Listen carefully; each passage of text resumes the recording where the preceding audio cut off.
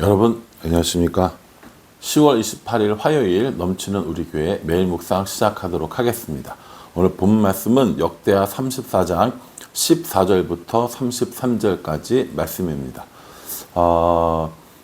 이 히스기야의 그 개혁, 그리고 므낫세와 아몬의 악함, 그리고 그 뒤를 이은 요시야의 이런 정말 어떤 하나님이 기뻐하시는 이런 일들을 살펴봤단 말이에요.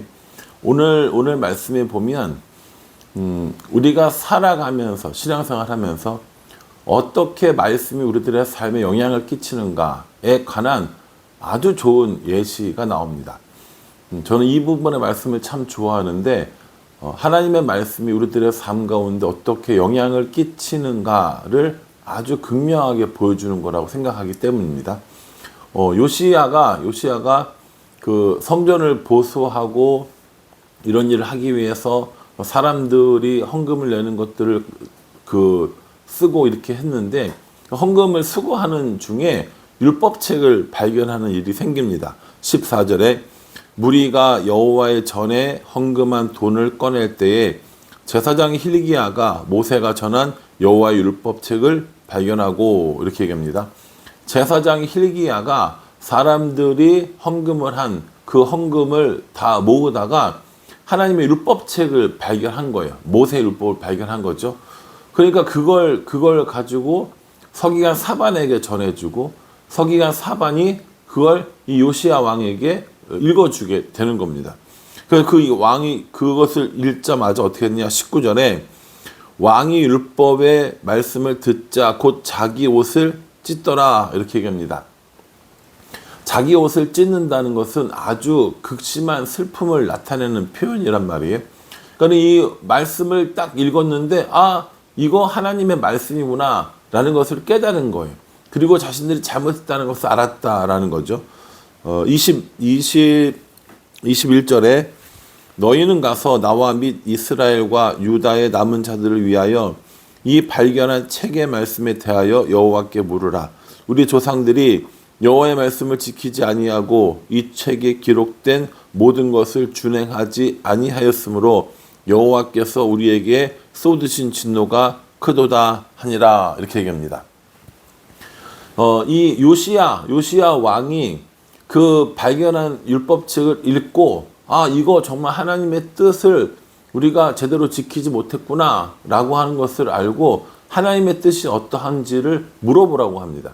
이게 그 시대의 선지자였던 훌다라고 하는 여선지자가 있는데 그 훌다에게 물어보라고 이야기합니다. 말씀을 발견했지요. 그 말씀을 읽었는데 그 말씀 때문에 슬퍼하며 이 말씀을 더 자세히 알기 원했던 겁니다. 그래서 이 훌다가 어떻게 하냐? 25절에 이는 이 백성들이 나를 버리고 다른 신들에게 분향하며 그의 손의 모든 행위로 나의 노여움을 샀음이라. 그러므로 나의 노여움을 이곳에 쏟음에 꺼지지 아니하리라 하라 하셨느니라 이렇게 얘기합니다. 이 말씀을 지키지 않아서 하나님께서 모세를 통하여서 준 말씀을 지키지 않았기 때문에 너희가 이제 멸망할 것이다 라는 이 이야기를 훌다 선지자가 해주는 겁니다. 여러분 이 말씀이 사람의 죄를 깨닫게 하고요. 그 말씀이 우리로 하여금 어떻게 살아야 할지를 알게 한다라는 겁니다. 제가 말씀 읽는 것과 묵상하는 것에 대해서 참 많이 강조하는데 그 이유가 뭐냐면 교회에서 아무리 재밌는 프로그램을 해도 그건 사람들을 교회에 오게 하고 관심 있게 할 수는 있지만 그 사람들이 변화되어지는 건 결국 하나님의 말씀 혹은 하나님 때문이라는 겁니다. 제가 잘생겼고 설교를 잘하고 이래서 사람이 변화되는 게 아니고요. 우리 아이들이 이제 에버랜드에 야유회를 가게 되는데 에버랜드가 사람들을 구원합니까? 그런 일은 없습니다. 아무리 재미있는 것들을 많이 한다고 해도 그것 때문에 사람들이 변화되는 일들은 없다라는 거죠. 그럼 뭐가 변화됩니까? 말씀을 통하여 나의 상태를 알게 됩니다. 내가 하나님 말씀을 지키지 않았구나. 말씀을 통하여 알게 된 나의 상태가 슬퍼집니다. 옷을 찢고 통곡을 하고 나의 이 죄를 어찌해야 할까라고 통곡하는 겁니다. 그리고 나서 방법을 찾는 거예요. 내가 하나님 말씀을 지키지 못했네. 이렇게 슬프고 안타까운 일이 있나? 그럼 난 어떻게 해야지? 라고 하면서 그 찾아가는 과정이 신앙생활인 거고, 그 과정을 통하여서 우리는 하나님을 알게 되고 예수님을 영접하게 되고 구원받은 백성의 삶을 살게 된다라는 겁니다. 이 요시야가 율법책의 말씀을 듣고 자기의 옷을 찢으며 애통해하고 선지자를 통하여서 하나님의 뜻을 알고자 한 거예요. 그 선지자가 말씀을 지키지 않았기 때문에 이런 진노가 일어났다라고 이야기를 해주고 있는 거죠. 그러면 이제 요시야는 어떻게 해야겠습니까? 이 하나님의 명령을, 하나님의 계명을 지키려고 노력할 거 아닙니까? 그래서 27절에 내가 이곳과 그 주민을 가리켜 말한 것을 내가 듣고 마음이 연약하여 하나님 앞, 곧 내 앞에서 겸손하여 옷을 찢고 통곡하였으므로 나도 내 말을 들었노라. 여호와가 말하였느니라. 이렇게 얘기합니다. 가슴을 찢고 겸손하고 또 옷을 찢고 통곡하고 그렇게 슬퍼하면서 한 이야기를, 그 고백을 하나님이 들으셨다라는 거예요. 하나님 들으셨다라는 거예요. 여러분, 하나님께서 우리가 가슴을 찢고 통곡을 하고 슬피 울며 우리의 죄를 회개하려고 할 때 하나님께서 그 이야기를 들으신다는 겁니다. 그 말씀을 들으신다는 겁니다. 그래서 이 요시야에게 어떠한 은혜를 주시냐면 28절에요. 그러므로 내가 내게 너의 조상들에게 돌아가서 평안히 묘실로 들어가게 하리니 내가 이곳과 그 주민에게 내리는 모든 재앙을 내가 눈으로 보지 못하리라 하셨느니라. 이에 사신들이 왕에게 복명하니라. 이렇게 얘기합니다. 그렇게 가슴을 치고 옷을 찢고 회개하니까 하나님께서 요시야에게 뭐라고 이야기하냐면 이 나라가 멸망하더라도 너의 시대에는 일어나지 않을 것이다. 그 재앙이 너의 시대에는 일어나지 않을 것이다. 라고 이렇게 은혜를 주십니다. 이게 뭐가 은혜인가요? 라고 물어보시면 할 말 없지만 여러분, 나라가 멸망하고 가족들이 죽어가고 이렇게 정말 전쟁이 일어나는 것을 안 보는 것, 이게 얼마나 큰 은혜입니까? 이런 저주, 이런 전쟁, 이런 멸망이 멈추려면 온 이스라엘이 하나님께 돌아오고 엎드리고 해야 되겠지만 이미 쌓여진 악들이 많고 또 이 이스라엘 백성들이 회개하지 않을 것을 하나님은 알고 계셨단 말이에요. 그러니까 요시야에게만이라도 은혜를 베푸셔서 요시야, 너는 이러한 재앙들을, 이런 저주들을, 이런 멸망들을 보지 않을 것이다 라고 이렇게 이야기한 겁니다. 요시야가 말씀을 듣고 이게 뭐야 라고 하면서 지키지 않고 반응하지 않았다면 아마 요시야 시대에 이스라엘은 멸망했을 수도 있습니다. 이미 나라는 많이 기울었고요. 영적으로, 군사적으로, 정치적으로 회복하지 못할 상태에 이르렀다는 거죠. 그럼에도 불구하고 요시야가 말씀 앞에 엎드리니까 하나님께서 그 시대에는 멸망시키지 않는 은혜를 주셨다라는 겁니다. 31절에요. 왕이 자기 처소에 서서 여호와 앞에서 언약을 세우되 마음을 다하고 목숨을 다하여 여호와를 순종하고 그의 계명과 법도와 율례를 지켜 이 책에 기록된 언약의 말씀을 이루리라 하고 이렇게 얘기합니다.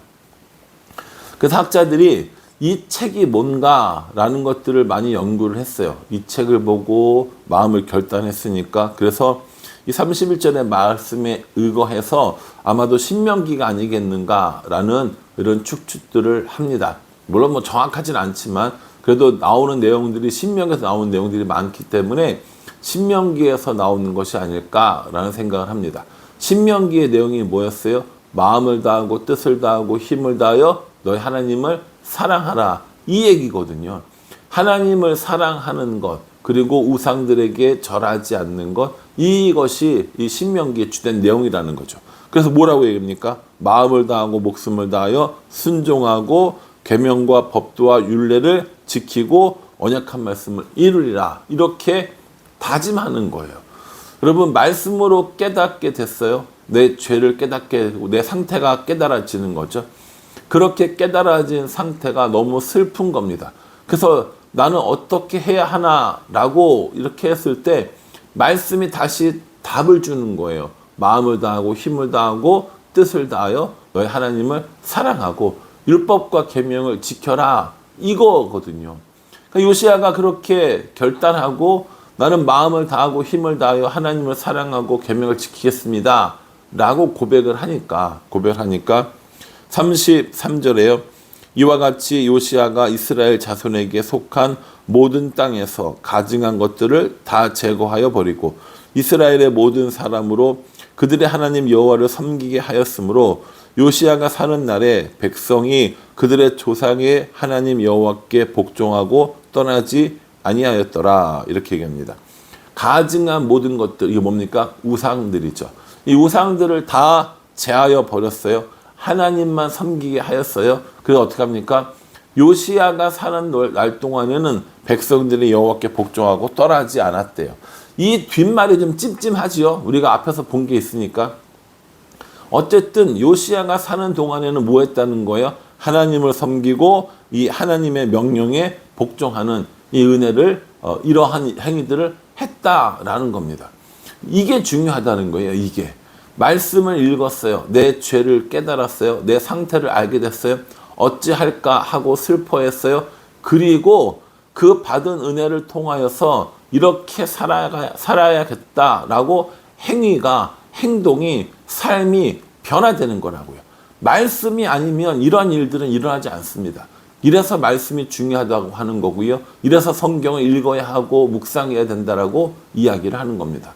사랑하는 성도 여러분, 우리의 죄 혹은 우리의 상태, 나의 신앙을 점검하는 일에 가만히 앉아서 나는 어떤가, 나는 괜찮은가, 뭐 이만하면 됐지, 뭐 주일날도 잘 나오고 뭐 봉사도 하고 뭐 직분도 있고 뭐 이 정도면 된 거 아닌가 라고 생각하신다면 천만의 말씀 만만의 콩떡입니다.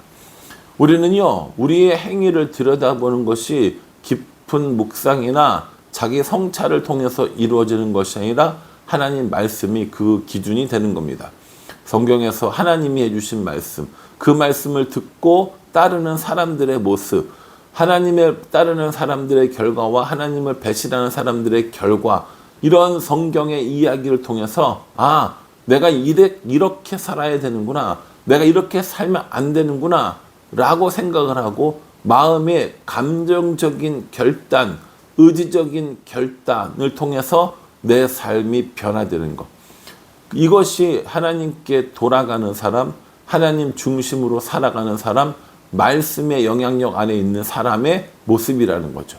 그래서 이 오늘 본문은 굉장히 중요한 본문이라는 거예요. 여러분, 이 요시야가 말씀을 읽었을 때 어떤 반응이었는지, 어떻게 그의 삶이 변화되어져 있는지 꼼꼼히 묵상할 필요가 있다고 저는 생각합니다. 우리 교회 모든 성도들, 저와 여러분 모두가 말씀이 우리들의 삶에 영향을 미쳤으면 좋겠어요. 말씀을 듣고 깨닫고, 말씀을 듣고 회개하고, 말씀을 듣고 나아갈 바를 알고, 말씀을 듣고 축복을 받는 그런 일들이 일어났으면 좋겠다라는 것이죠. 하하호호 즐거운 교회는, 즐거운 성도는 프로그램이 좋아서가 아니라 말씀에 은혜 받는 사람들입니다. 말씀의 인도함을 받고 말씀으로 말미암아 기뻐하는 사람들이라는 거죠. 그러니 다시 말씀 읽기, 다시 말씀 묵상하기, 다시 그 말씀대로 살아가서 오늘 이 요시야가 받은 은혜를 경험하면서 말씀 안에 하나님을 만나는 그런 은혜를 누리시기를 주님의 이름으로 축복합니다. 기도하겠습니다. 하나님, 오늘 이 요시야의 이 삶을 통하여서 말씀이 우리에게 어떻게 영향을 끼치는지, 말씀의 은혜가 무엇인지 살펴보았습니다. 우리도 그 말씀 가운데 살아가게 하여 주시고 말씀에 인도받게 하여 주시며 말씀 안에서 하나님의 은혜를 누리며 살아갈 수 있도록 도와주시옵소서. 예수님의 이름으로 기도합니다. 아멘. 예, 여러분 이 말씀 잘 기억하시고요. 하나님께서 우리에게 말씀하시면 그 말씀에 순종하며 따라가는 우리 모두가 되기를 간절한 마음으로 기도하겠습니다. 감사합니다.